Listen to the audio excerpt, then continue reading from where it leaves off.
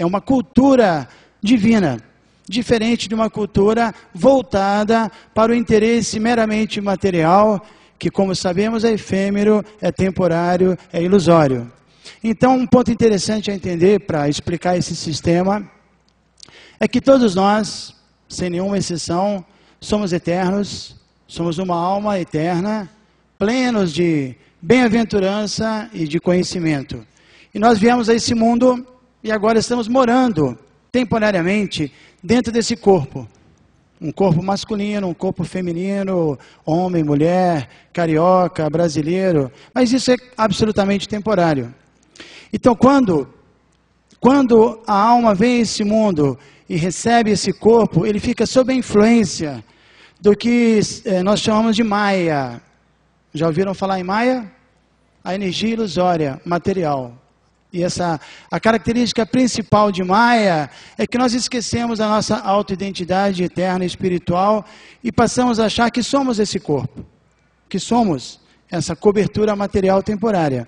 E essa Maya, segundo o Bhagavad Gita, se divide, ela nos influencia de 3 diferentes modos: ignorância, tamas, paixão, rajas, e bondade, sattva. E dessa influência surge naturalmente um sistema social. Por exemplo, nós temos um corpo e basicamente podemos dividir o corpo em 4 departamentos: as pernas, o estômago, os braços e a cabeça. Da mesma forma, existe um corpo social, que tem mais ou menos essas 4 funções.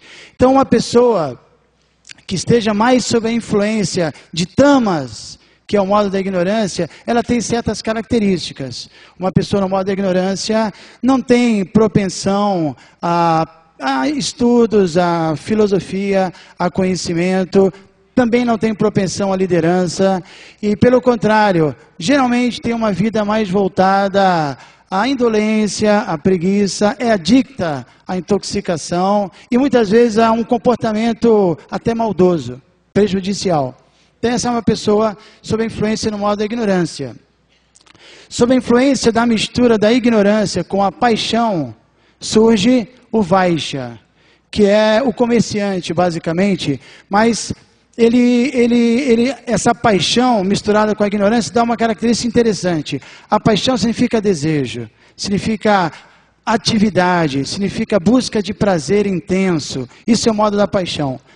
Depois, o modo da bondade significa a busca de conhecimento, a busca de disciplina, você se aprofundar na vida espiritual. Isso é o modo da bondade. E tudo isso está ligado a todos os setores da nossa vida. O que nós comemos, a música que gostamos de ouvir, o tipo de associação que gostamos e o local onde vivemos, tudo está ligado à ignorância, à paixão e à bondade. Então, voltando ao corpo social. Dentro do corpo social, a primeira classe, a classe mais baixa, seriam os Shudras. São os trabalhadores. Essas pessoas são a maioria desse corpo social. Você pode comparar isso com uma pirâmide.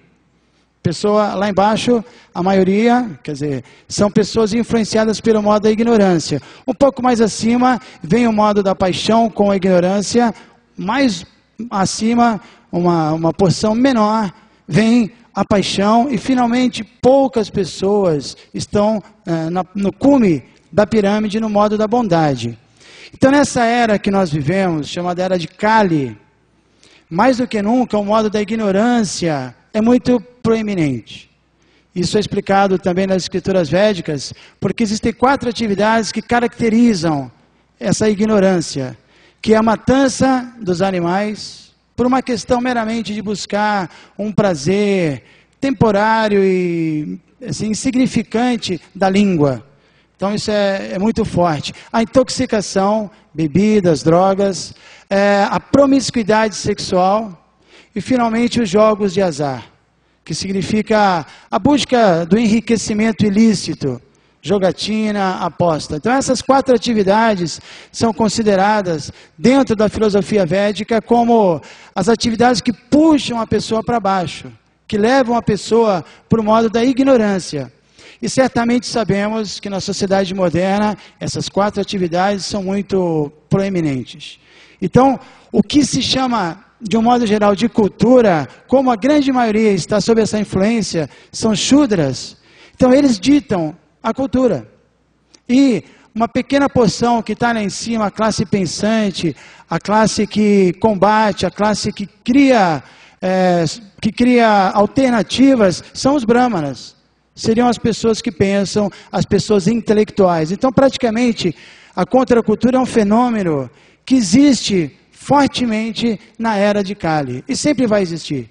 Porque a grande maioria, infelizmente, prefere um tipo de cultura ligada a valores inferiores. Por exemplo, é dito que o Shudra, a classe inferior, que representa as pernas da sociedade, a meta principal da vida é o prazer dos sentidos. O prazer imediato dos sentidos, o contato imediato dos sentidos com objeto prazeroso. Independente do que vai acontecer depois, aquele prazer instantâneo. Por exemplo, na segunda classe, a classe comerciante, também a classe da agricultura, eles buscam não só o desfrute, mas principalmente o enriquecimento, o desenvolvimento econômico. A classe um pouco mais elevada, a classe dos Kshatras, que são os militares, os administradores, eles buscam o poder.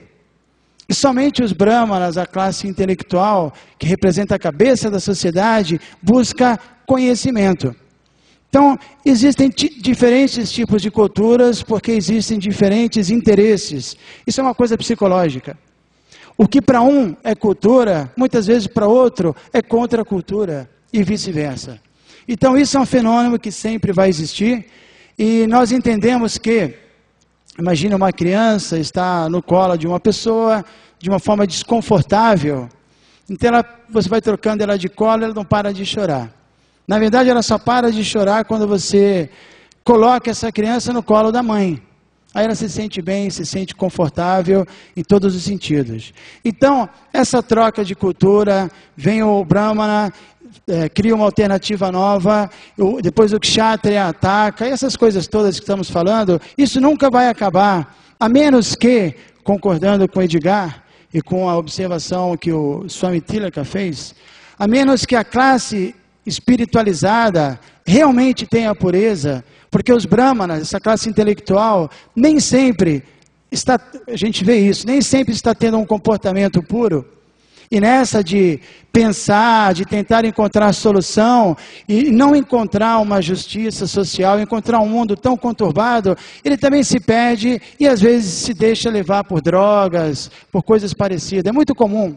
O intelectual, ele tem o compromisso, acima de tudo, com a pureza, com comportamento puro, com valores espirituais. Ele tem que ser austero. Ele tem que aceitar voluntariamente disciplina. Por isso o Bhagavad Gita explica quais são as qualidades de um Brahmana. Ele diz, Shamadamas tapakshautyam shantir arjavam evacha gyana vigyana astikam brahma karma swabhavajam. Swabhavajam significa nasce, quem trabalha como um Brahmana, Brahma karma, quem age, quem tem essa natureza de Brahmana, ele tem certas qualidades, é uma coisa científica. Não como na Índia, que o filho de Brahmana é Brahmana, ou o filho de Kshatriya é Kshatriya, nada disso. Ele tem que ter as qualidades que são, chama, equanimidade. Primeira coisa. E essa equanimidade tem significados muito profundos também. Não sei se vocês conhecem o livro do Rogério Duarte, o Bhagavad Gita que ele editou, na forma de poesia de cordel.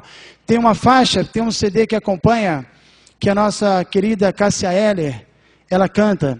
E essa canção é muito bela, ela diz assim, na visão de um sábio humilde, não existe diferença entre um Brahmana educado, o elefante, a vaca e o cão, e o comedor de cachorro. Quer dizer, o Brahmana, ele não tem uma visão material, uma visão superficial. Esse é pobre, esse é rico, esse é Hare Krishna, esse é católico, esse é agnóstico, nada disso. Isso são roupagens, são máscaras, são coisas completamente artificiais. Mesmo porque no mundo espiritual, você não vai encontrar a igreja Hare Krishna, a igreja presbiteriana, a igreja do Santo Daime. Você vai encontrar a igreja do amor puro, que é a única igreja que existe.